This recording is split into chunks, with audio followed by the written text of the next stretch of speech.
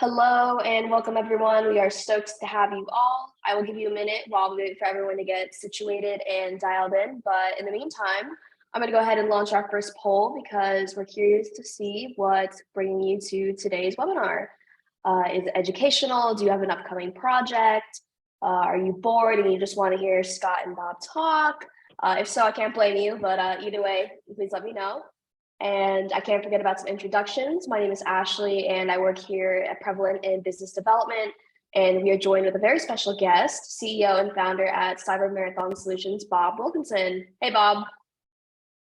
How's it going, Ashley? It's going excellent. And I can't forget about Scott Lang, our very own VP of Product Marketing. Hey, Scott. Hey, Ashley. Morning. Hope you're doing well. Likewise.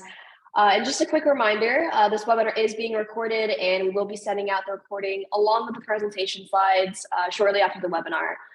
You're all currently muted, but we do encourage participation. So please put any questions in our Q&A box so we can go over them at the end of the webinar. Today, Bob's going to be discussing the 5 ways to make TPRM part of your risk strategy. So Bob, I'll go ahead and toss the keys over to you and let you start driving. Thank you so much for that vote of confidence, Ashley. Okay, so this is the second part in a 4-part series on building a sustainable third-party risk management program. And I'd just like to recap where we started off, give you a little bit of context. So we started on the last webinar talking about the TPRM life cycle, the various phases, the importance of maturity model and understanding the maturity both that your program is at and the maturity level for which you are striving. We also touched on the importance of the various stakeholders in the third-party risk management process and how important it is to build relationships and reach out to those stakeholders and how they can help you be successful with your program. Today, we're going to drill down a little bit more in some very specific areas.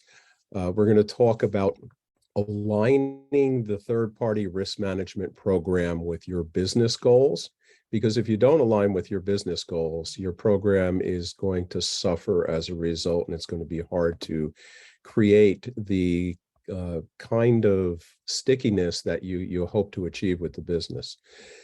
Next, we're going to talk about the supply chain inventory, including the importance of what we call 4th, 5th, and nth parties, the subcontractors who work with your primary third parties, the onboarding process and its critical role in a successful third-party risk management program, and then finally, what I refer to as the data security appendix, which has the requirements that all third parties at a minimum should be expected to comply with. So as we go through this, if you have questions, please make note of them, use the chat. And as we get to the end of the presentation, then we can go through all those different questions. So without further ado, here's an outline of the specific things we're going to talk about. We're going to talk about the critical role of planning in third-party risk management programs. We're going to talk about different business operating models and how they may drive the development of your third-party risk management program. The need to develop and communicate your TPRM policies, standards, and procedures and the differences between them. Determining your supply chain inventory and some techniques that you might use to validate that inventory. The need for visibility into what your extended supply chain, those 4th, 5th, and nth parties, looks like, particularly as it relates to your critical business processes. The value of risk domain categorization, and I'll explain that in more detail when we get to it, but how it might help you simplify some of the things you need to do in your program. The third-party onboarding process, which is, in my experience at least, probably one of the most difficult topics that TPRM teams have to deal with because the business wants to get a third party onboarded yesterday. They may have in fact already signed the contract and you found out about it after the fact. What can you do to streamline that onboarding process to make things happen faster in support of your business goals? And then finishing up with the data security appendix to the contract and what should be included in there. And as you go forward in your program right from the beginning, the value of and importance of having quick wins in the program to build credibility and get traction in your program. So that's what we're going to cover today. So, as some famous person once said, plans are worthless, but planning is everything. So, the paraphrase is saying that Mike Tyson once said about boxing, no plan survives the first punch in the face. And what we're getting at there is you may have a plan, but if you haven't gone through the exercise of planning to help you understand the range of possible outcomes and their likelihood, then when things come off the rails or go bump in the night, it's going to be very hard for you to respond. But the act of planning for the different scenarios that you may encounter will help you to be more resilient in your third-party activities and how you respond to those situations that occur. We talk a lot about black swan events, which are events that are supposed to be few, far between, and of a severe nature. But as we look at third-party risk management and what we've experienced since, say, the onset of the COVID pandemic, what we found is that those black swan events happen with far too much regularity, whether it's the interruption of the delivery of goods and services to the ports around the world, or whether it's the issues that people ran into during the pandemic with the supply chain for vaccines, for example. It goes across a whole range of activities. But the point is, you want your program to be operationally resilient. And these black swan events keep impacting you in a way that prevents you from achieving operational resilience unless you have planned for and thought about the scenarios that may happen to your business and what the likelihood of it is happening, and how you have communicated that and had those conversations with the various stakeholders across your organization. So, focusing on operational resilience as a key driver for third-party risk management helps you to be better prepared for when things do occur that were unexpected. So my advice is plan, plan, and plan. Do tabletop exercises with your businesses. Think about those scenarios that would most impact you and your supply chain. And think about it in the context, first and foremost, about what those critical business activities are that your business relies upon to be successful, and who the third, fourth, and fifth parties are who play a role in those critical business processes. Business operating models. The way I do this, the way I describe it in terms of third-party risk management, is really thinking about three different business models. When you work for an organization where the business is pretty much driven centrally, and you see more of a focus in regulated industries such as banking and financial services, you can have a single direction from the center that all parts of the organization are expected to follow. When you operate with a centralized operating model, when it comes to third-party risk management, it's easier to implement a solution because there's a policy and all parts of the organization are expected to follow it. There's centralized inventories, centralized measurements and reporting that occur, and it makes things in a certain respect easier to deal with for third-party risk management.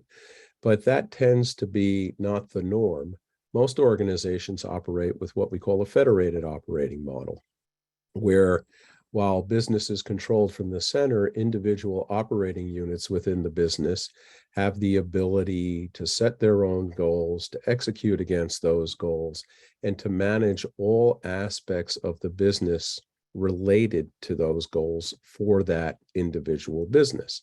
So in that case, your independent federated units within business units, they may manage their own inventories. They may keep track of their own measurements. They may keep track of their own remediation. And if you're a centralized third-party risk management group operating in that environment, you need to pull all the information in from each of the individual operating units to get a consolidated view of how the program is going. You have to ensure the consistency and implementation of programs and their execution across all of those operating units.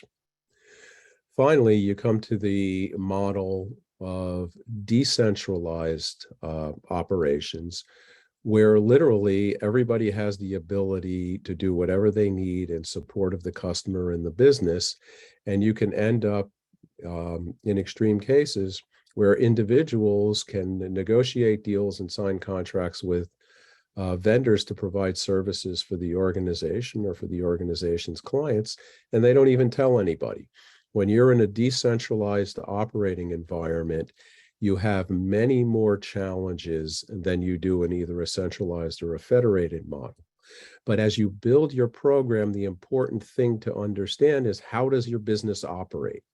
And when you understand how your business operates, you can work to tailor your third-party risk management program to adapt to the operating environment that you find yourself in. If you're unaware of what your business operating model is, and you just try to implement the program, don't be surprised when you run into some problems.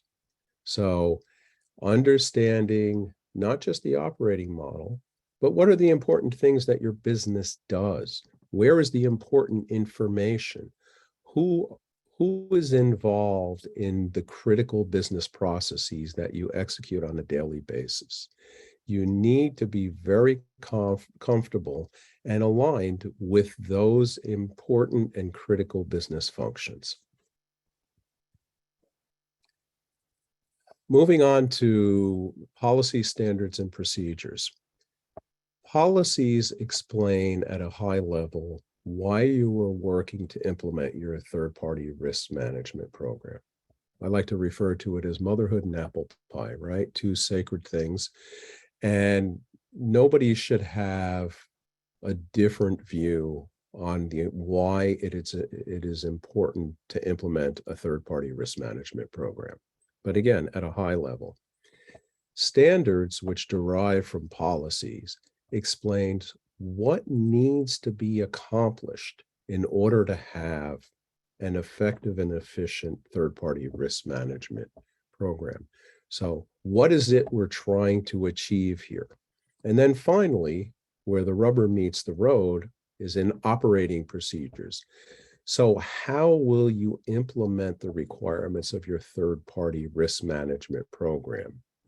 So you know what your policies and standards are, but what are the key activities, roles, responsibilities?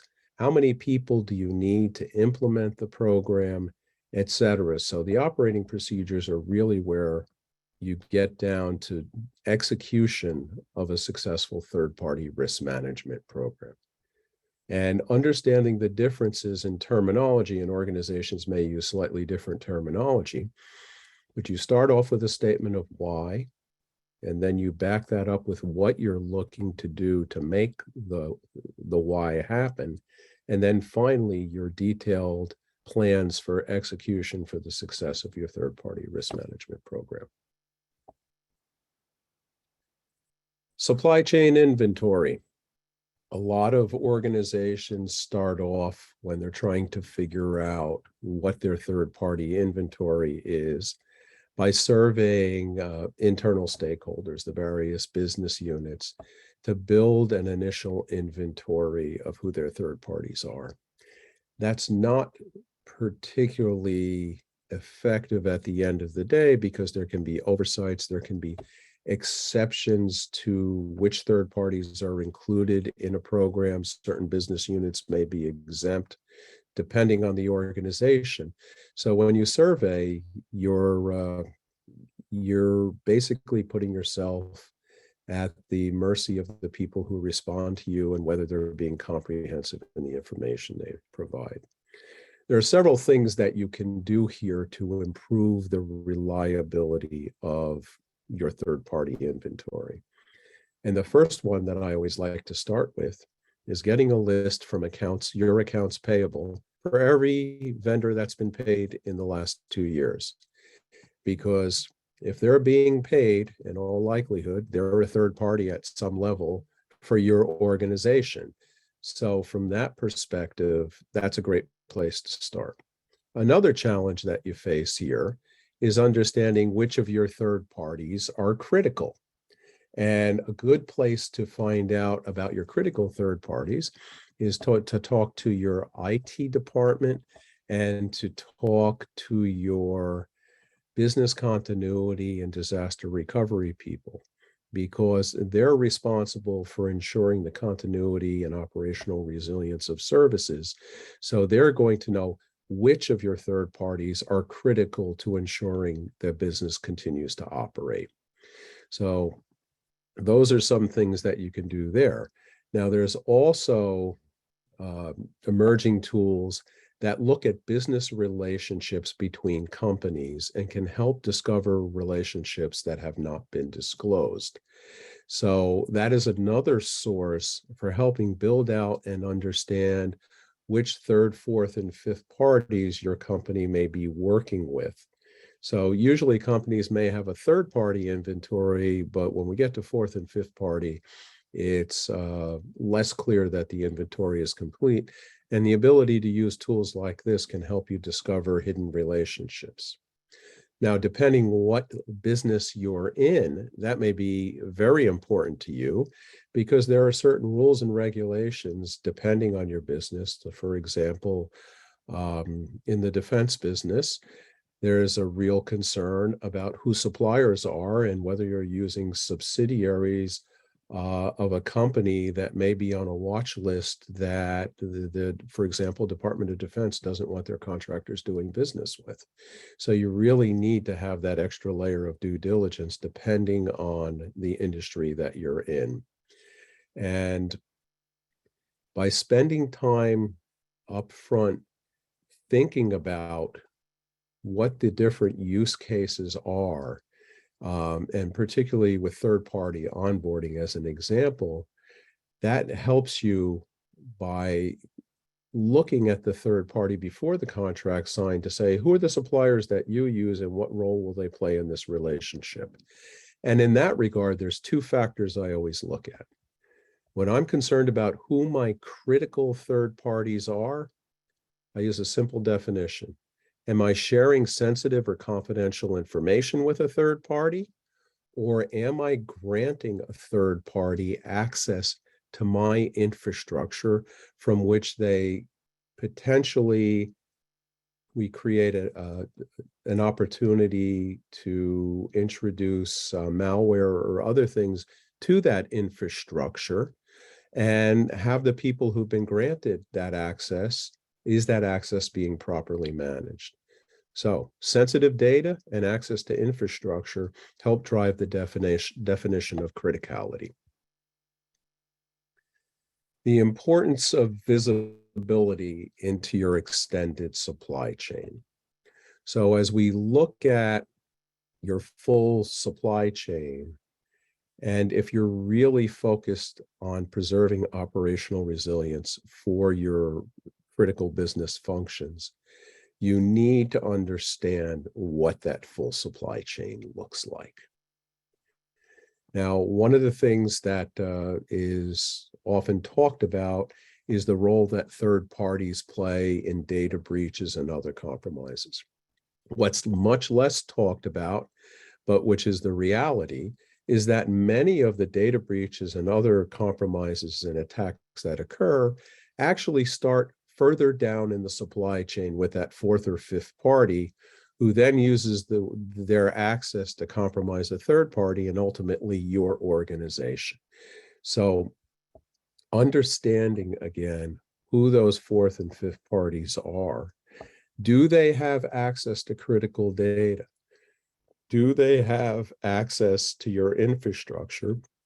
Because in many cases, unbeknownst to you, your third party is giving them that access.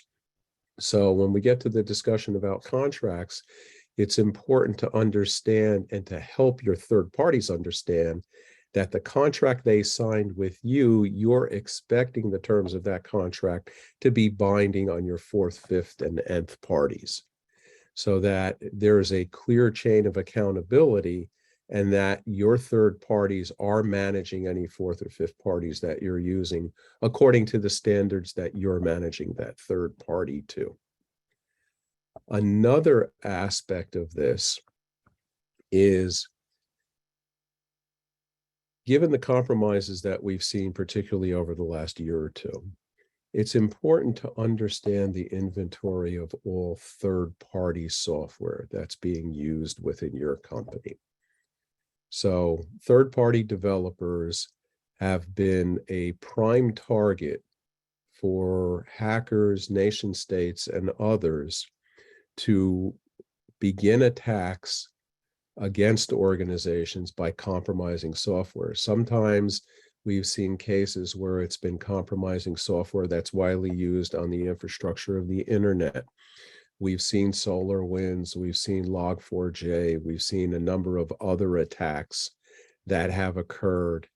And understanding when one of the pieces of software that third-party software that your organization may or may not use, because you probably don't know, when a compromise does occur, everybody in the organization has to drop everything that they're doing in order to figure out whether a particular version of a particular third-party software is being used somewhere in your organization.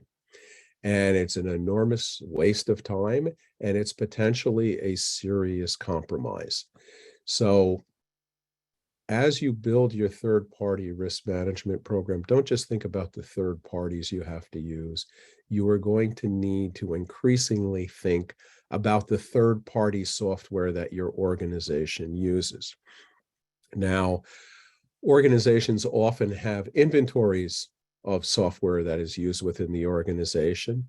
So working with your software development architecture organizations within your company, you may find that a lot of that information exists already, but it's always better to know what that third-party software inventory is, so that when a compromise of third-party software does occur, you're in a position to respond quickly to the event and deal with it in a proactive manner to minimize the disruption that it can cause to your organization.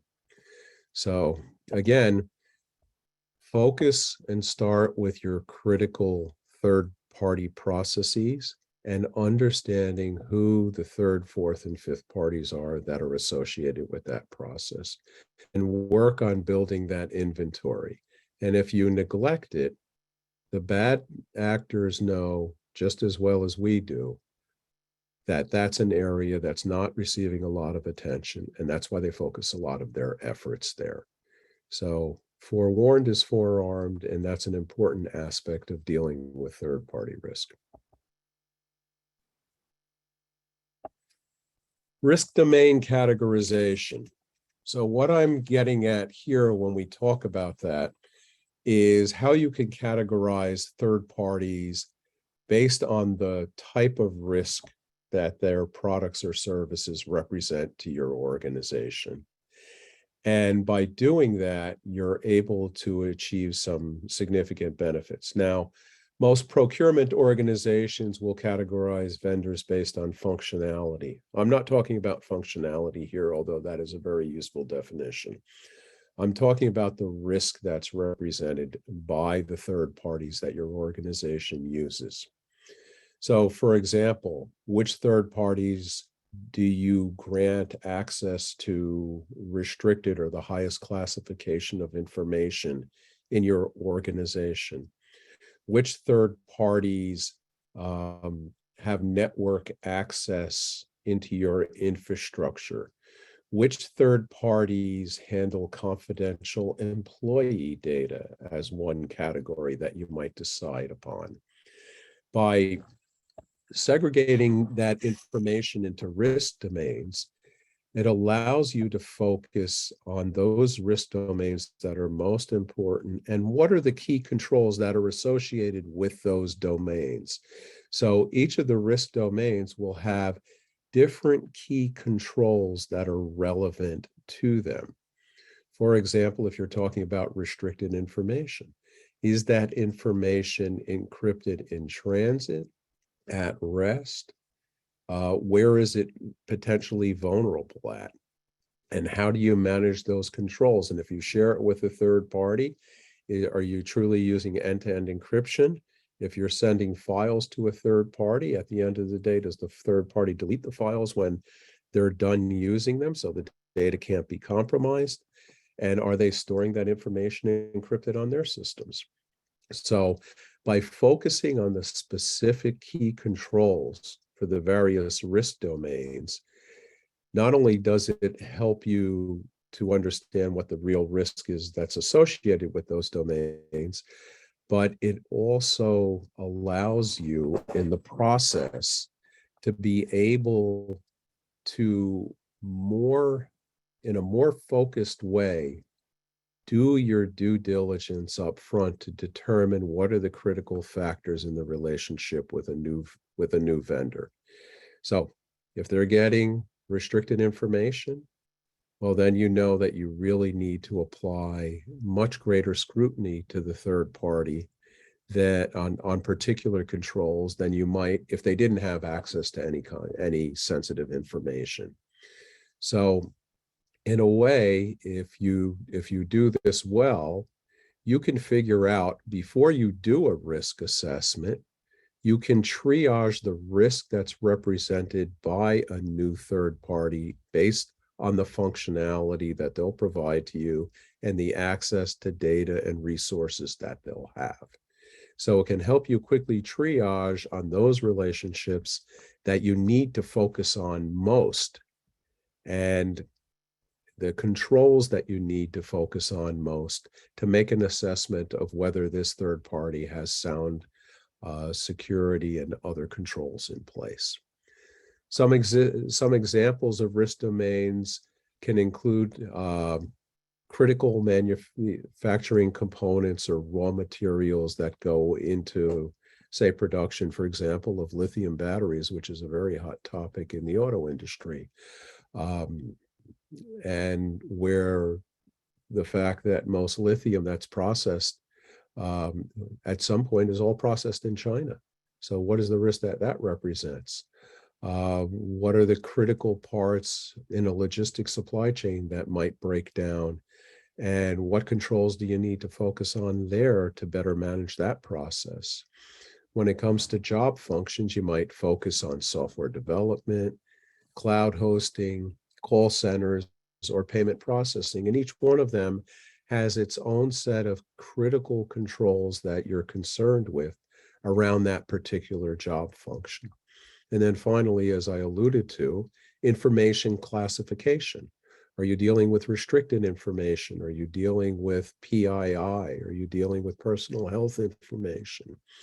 Law firms, particularly because of their role in mergers and acquisitions, have to take measures to ensure that that information is protected at all times. Hackers have very much focused on law firms to gain inside information about pending acquisitions and use that to trade on inside information to realize illegal profits on mergers and acquisitions.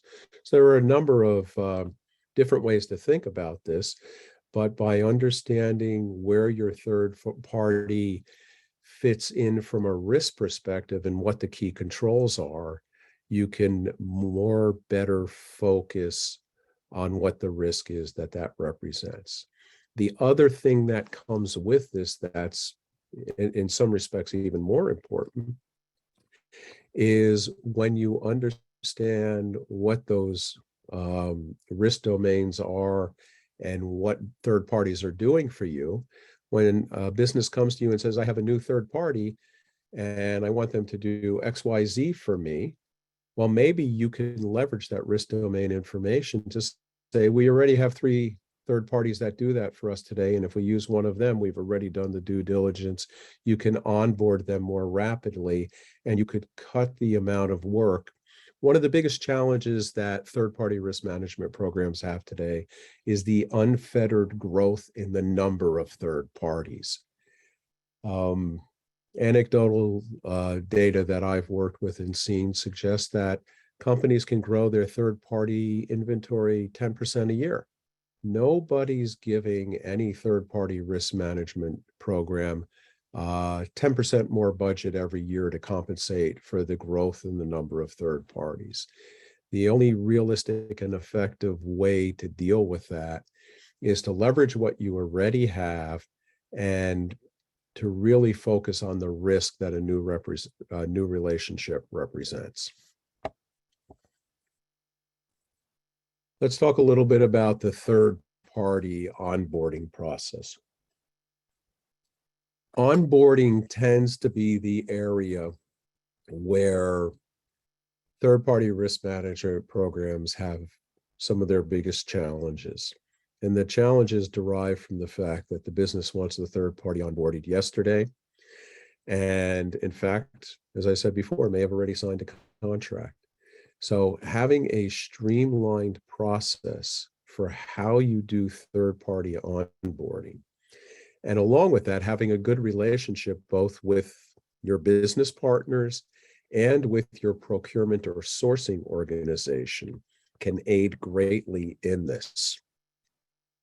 So when you think about onboarding of third parties, someone in the business is ultimately accountable for the third-party relationship.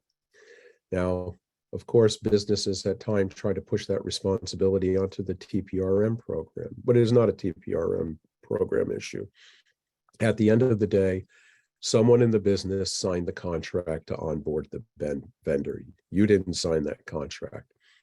So one of the things that's important to work with the business, particularly for strategic and critical third-party relationships, is to identify who the relationship manager in the business is for that particular third-party relationship.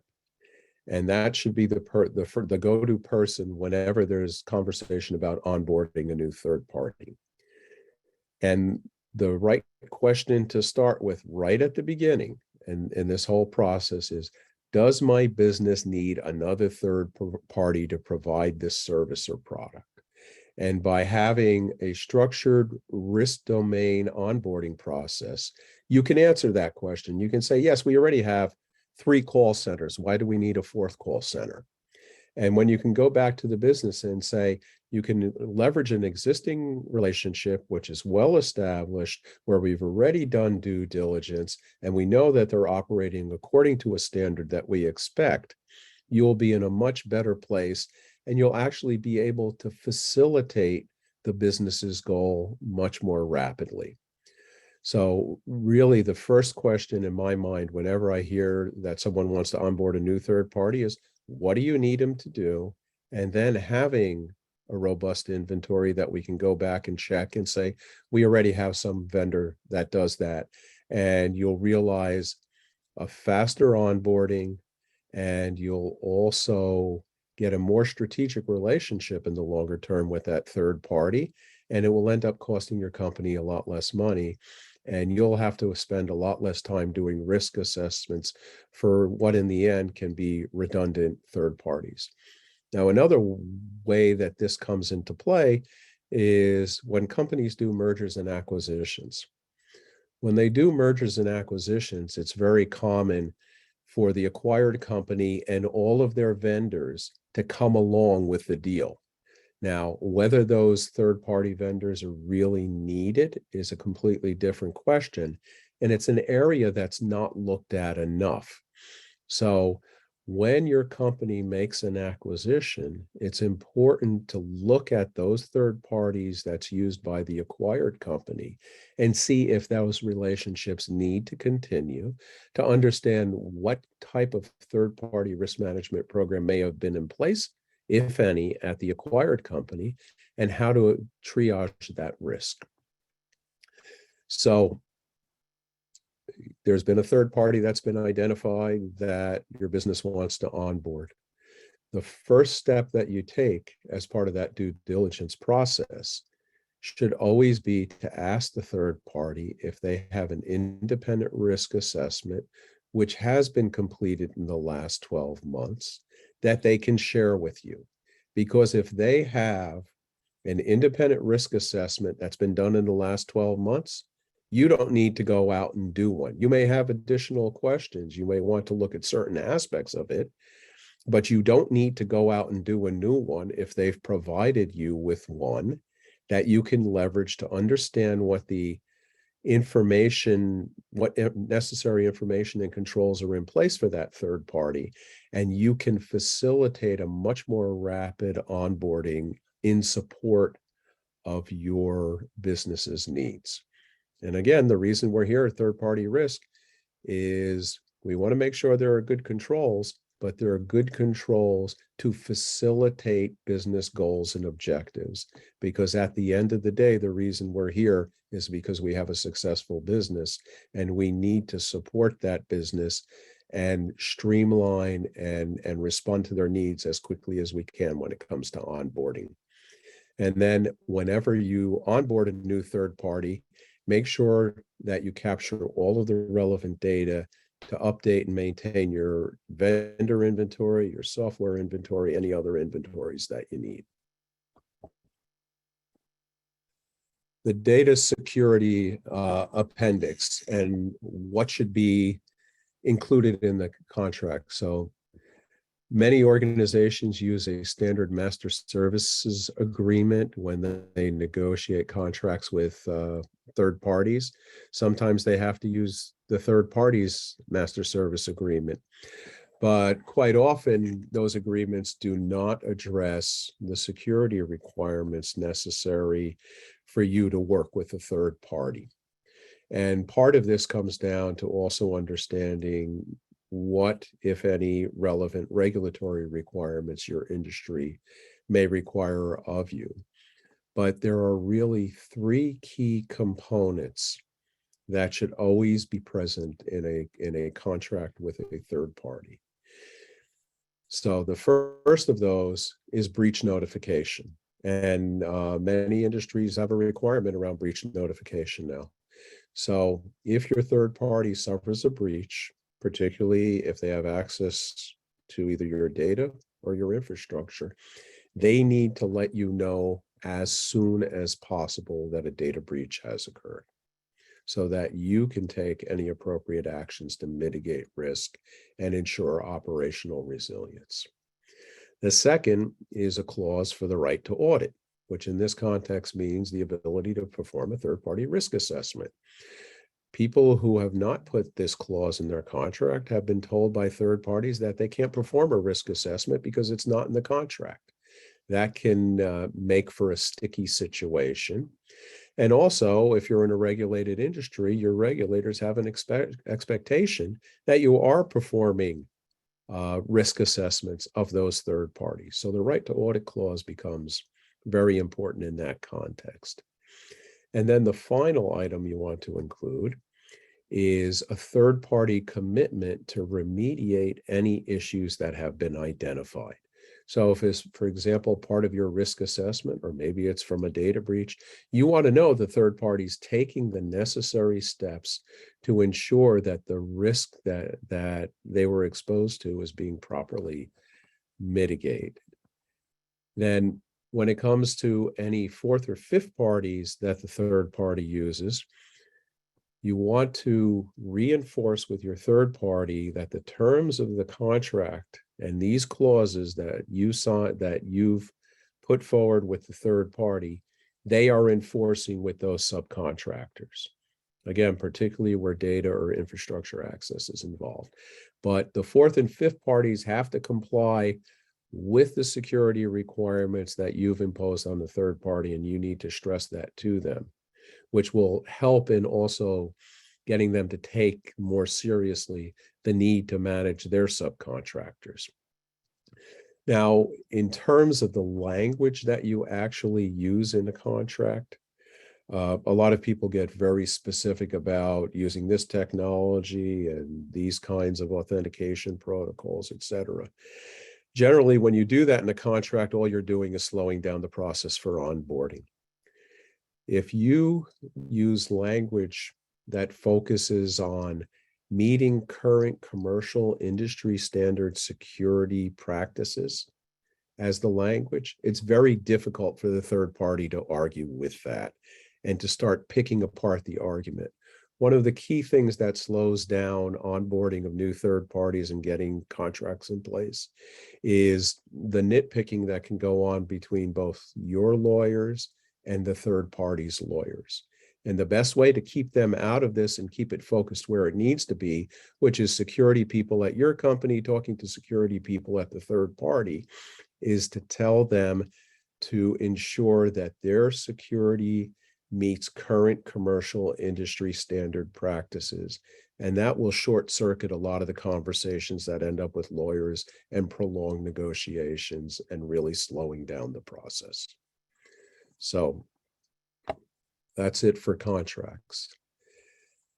Lastly, I'd like to talk about the value and importance of what I refer to as quick wins. I think quick wins when you're starting out in a new program are really essential.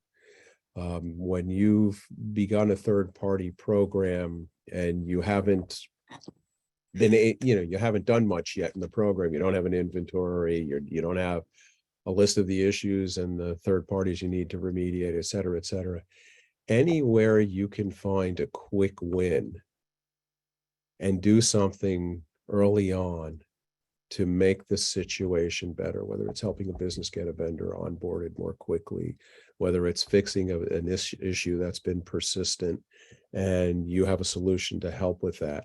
Anything that you can do with those quick wins helps you build momentum and demonstrate to your stakeholders that you're making things better right from the beginning is going to energize your program. It's going to build credibility across your organization, and it's going to demonstrate that you're getting things done to make it better for the company, for your business partners, and for all of your stakeholders. So people often say, well, what can I do at the start of the program? I don't have any data. I don't have any key performance indicators. I don't have any key risk indicators. Why should I report anything? Because by putting together a periodic status report right from the beginning, even if all your numbers are zeros, that's going to go to your management. It's going to go to their management. And people are going to say, well, what are they doing over there? What's the issue? What's preventing them from moving forward? And that gives you leverage when you run into the inevitable roadblocks that you will as you build a program, to go back and say, I need support from X in order to complete the building of the inventory, or I need support from Y to get the remediation in place with this third party. So right from the beginning, leverage reporting as a key tool to build momentum, to demonstrate, particularly if you're stuck, why you're stuck, and to highlight that up through the management chain to get the support you need to move forward in your business. So that's the presentation for today. There's my contact information, bob@cyberms.net, and my mobile number. If you have any questions after this webinar and you'd like to reach out and discuss them with me more, I invite you to either send me an email or give me a call, whatever. I do this stuff because I really enjoy it and I really like helping people be successful. So feel free to reach out to me. That's how to get in touch with me. And now I shall turn it back over to Scott Lang. Scott? Hey, thanks very much, Bob. going to share my screen out with everybody. Real quick check. Can you see my screen? Not yet. All right, one moment, please. All right. Boop. There it is. There we are. All right. Figured out the technical difficulties, as they say. Thanks so much, everybody, for sticking around here on the webinar as we kind of wrap up our discussion today. I think Bob really hit on some really important things that I want to drive home here. But before I do, I want to do a quick summary of what I think some of the biggest roadblocks are and goals are that organizations face as they're trying to either build or grow their third-party risk management programs. And ultimately, what I'm hearing is, first, it's difficult to get the data that you need to make good decisions. Second, it's hard to increase team efficiency and break down the silos that sometimes get in the way of you accomplishing your primary objective of reducing the risk that third parties bring to the enterprise. And third, it's difficult to evolve and scale your TPRM program over time. So between those data, process, and kind of structural limitations, I think there tends to be a lot of roadblocks in enterprises in getting their third-party risk management programs kind of off the ground and up and running in an efficient way. We aim to solve that problem. What we do to solve those three primary challenges is to look at and resolve risk at every stage of the third-party relationship, from the point you source and select a new vendor or supplier to the point where that relationship ultimately terminates and you have to offboard them. We see challenges that are unique at every one of these different stages. At sourcing and selection, it's about getting limited risk insights and dealing with manual processes to address a selection issue or not getting good insights to make a good risk-based decision. At the time of intake and onboarding, once you've made a selection decision, maybe working with different teams with their own processes, maybe contracting and tools to try and get a vendor loaded in the system and get everybody kind of sharing that information. Third, when it comes time to do some initial due diligence, dealing with manual processes, different teams, all trying to get some sort of inherent risk visibility, so you know how to define and diagnose your ongoing risk assessment strategy. Fourth, spreadsheets. I mean, we do a study every year of the third-party risk management industry, and I can tell you that in the last 3 years, the percentage of companies that use spreadsheets to assess their vendors, even their critical ones, has gone from 42 to 45 and now 48%. There's a good and a bad side to it, I suppose, depending on whether you're an optimist or pessimist. Pessimist is, oh my goodness, more people using spreadsheets, that's not great. The optimist to me says, more people are doing third-party risk management at the initial stage, I guess is the good thing. But anyway, challenges, tend to be spreadsheet-driven, manual process-driven at the assessment and remediation phase. As you kind of move over into ongoing monitoring and control validations, maybe you're using disjointed tools, a cyber monitoring tool, a business monitoring tool, a financial monitoring tool, whatever, that isn't really giving you that single view of that third party's risk. Next, as you move through that relationship, you're looking to measure service level agreements, performance, KPIs, KRIs, and more. Every team has a little bit of different information metrics that they need to manage. They're probably doing it manually, and there's probably very little contract enforcement. If there is, it tends to be kind of a manual exercise to extract those key measures, get them into a system that can be centrally managed, and then provide some level of enforcement and reinforcement throughout the life cycle. And then finally, as I mentioned, as you offboard and terminate a relationship, we find that very few organizations are really following a good practice when that ends. A lot of things have to be done, making sure that final payments have been made, that access has been revoked or cut off, that physical access to systems and data centers or whatever has been done. Very highly manual process that definitely has impacts to the enterprise after that relationship ends, if those procedures, aren't followed. We help, as I said, address those challenges across every stage of that life cycle giving you automation and intelligence to your RFX processes, giving you a single source of supplier profiles, processes, contracting and onboarding workflows, giving you scoring and categorization based on risk-based insights, streamlining the assessment process, bringing together multiple different sources of continuous intelligence to help you validate the controls that are discovered in that assessment phase, automating the management, first of all, the extraction and the management of SLAs, KPIs, and KRIs from the contract, and then helping you to essentially deliver an automated checklist to off-board a supplier eventually. At the end of the day, it's to help you do three things. Number one, simplify and speed up onboarding and give you a single source of the truth in a process at a very critical juncture of the relationship. Second, as that relationship progresses, streamline the process of assessment, continuous management, and then close gaps in risk coverage that you may be using different tools for. And then finally, unify the different teams that are responsible for third-party risk on some level in the organization around a prescriptive process across the life cycle. You know, we do this for tons of different risk areas. We bucket them here into 6 categories: cyber, operational, financial, ESG, reputational, and compliance. Each one of these 6 domain areas has subdomains, and I've just included a sample of the different types of risks and content that we collect, analyze, and then report back out for remediation from the platform. What we do is we deliver 3 things for you. Number one is expertise. You know, our people can help you do the hard work of onboarding vendors, assessing them throughout the relationship, performing remediations, and managing that third party if you choose. We also offer the richest set of third-party risk intelligence and data in the platform available in the industry. 500,000 different sources of intel, completed profiles, and more across multiple different domains to help you calculate an accurate risk score, and then have the assurance that you're onboarding and managing a vendor that doesn't introduce unnecessary risk to the enterprise.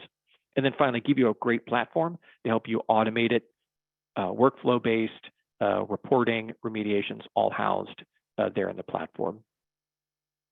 Look, at the end of the day, 3 things we want for you. Number one is to help your team be smarter in how it calculates, manages, and addresses risks through role-based reporting and more. Help give you a unified source of the truth for assessments, for monitoring, for the life cycle, and to be very prescriptive to enable you to manage the process with the right intelligence and all the workflow needed to basically reduce the amount of work that you have to manage those vendors. So, like I said, that's what I wanted to share with you today in terms of what Prevalent can do to help you. I'll pass it back over to Ashley now. Ashley, open it up for questions, and we can go from there. Thanks, Scott. I'm going to go ahead and launch our second poll so we can follow up with you regarding any TPRM projects or initiatives that you may have. We're looking to see if you're just ready to establish or augment a third-party risk management program within the year. And please be honest, because we do follow up with you. But gentlemen, we have about 7 minutes left on the clock. So let's get this party started and go through some questions. Bob, I have one for you coming from Philip, who asked, how can risk domains be leveraged for GDPR Art 30 records of processing activities? Okay. I will say that I'm not the expert on Art 30 GDPR. However, what you're looking for there are the companies, the organizations, the people who do processing. So when you look at it from that perspective, and depending how you've set up your inventory and whether you've categorized your vendors by functionality, you can track the movement of data out of your organization to third, fourth, and fifth parties pretty accurately, and you can leverage that information as part of your reporting. So part of it depends on how the third party program has set up and categorized and managed that inventory of third parties. But if you take the lead from some of the things that I've talked about today, and you understand where your data is being moved to and who it's being shared with, and who has access to your infrastructure, that would definitely be an aid in helping you meet that GDPR requirement. Thanks, Bob. And then I have another one for you. An anonymous attendee asked, is it best practice for a bank to provide a generic MSA for vendors to sign instead of using the vendor's MSA? Well, if it's your MSA, then it's meeting your requirements, and you're always in a better position if you have a standard template to use. Having said that, sometimes you're dealing with a very large vendor who wants you to use their MSA, and that's fine. But what's non-negotiable is breach notification, right to audit, and commitment to remediate issues. So that's a question that's, at the end of the day, best left for a discussion with your legal team. But I'm always an advocate for having a standard MSA that your organization uses that you can offer up to third parties that covers your concerns. Thank you, Bob. And then another one for you. Robert asked, in regards to Black Swan events, if they're happening more frequently, how are they not only unexpected, but unforeseeable? Isn't the unforeseeable part what makes them Black Swans? The unforeseeable part is what makes them Black Swans, but how many people would have bet that 3 years ago we would have had a pandemic? I would argue, if you look at history, well, we had one 100 years ago, which was much more devastating than COVID, but nobody was expecting it. Nobody was prepared for it. Just like in Texas a few years ago, when the electricity grid wasn't hardened against severe winter cold weather, they said, it'll never get that cold in Texas. Well, guess what happened? It got that cold and people lost power and people died. So this is serious business. So, the term Black Swan is, something that unfortunately has been watered down by our life experience recently. Who could have foreseen that software companies, there was a story the other day about a Chinese company called Pinduoduo, and how they used an internal team at that company to find vulnerabilities in Android operating systems so that Chinese users of that software, they could exploit and gain privileged access to what customers might be doing shopping on any other service without ever telling them. And that's the case. You say, how could that happen? Was the government complicit because they wanted information? And who knows? But, when you have companies exploiting their own customers and the vulnerabilities in the Android operating system that they're using, that was a Black Swan I wouldn't have expected, but I should have. So the whole Black Swan discussion is getting watered down as we get hit in the face with the reality of some of the things that can go wrong that we never thought would. Thanks, Bob. And one last one for you. Someone wrote, what types of organizations have you seen that have been successful at reaping the benefits of onboarding efficiencies by proactively managing the number of multiple third parties that are providing the same services or products?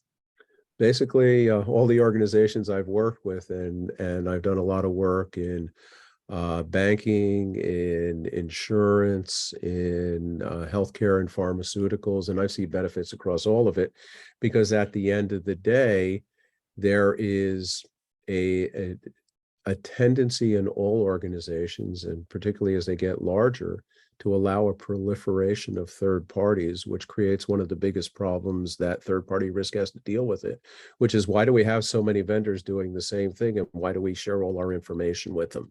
So if we can get our arms around that, and whatever your installed inventory of third parties is, well, that's what you have to work with. But that doesn't mean you have to keep allowing it to grow without challenging the reasons why it's growing and whether some of those new third parties might be duplicating services that you already have. And that's the point. So I think that benefits all organizations across the board in challenging businesses as to why and what they want to do with a new third party. but it also means you better have good data about the inventory and the types of functions, services that they are delivering today to the organization. Thanks, Bob. And then I lied. One more for you. Tiffany asked, Sure, can the keep 'em reimbursement coming. amounts proposed by third parties relating to losses from their system failures be negotiated? Well, when you're signing a contract with a company, you can negotiate for whatever you want. And there should be, under the category of service level agreements, penalties for interruptions in services due to failures, whatever the cost might be. So that's part of the negotiation, that with any third party, I would expect that there would be some kind of committed service level, and a failure to meet that service level, if it impacts the revenue of the company, potentially to have a clause in there about compensation for lost services. But it also means that when you deal with third parties, when you do your business continuity testing, you need to include those third parties, and you need to make sure, if they're providing services of a critical nature, that they have the proper redundancy and ability to recover. And if you don't ask that question, then it's shame on you. Thank you, Bob and Scott and everyone for all of your questions. Bob and Scott gave some great information to take in today. So I hope to see all of you either in your inbox or at a future prevalent webinar. Cheers, everyone, and enjoy the rest of your Wednesday. Bye-bye. Bye.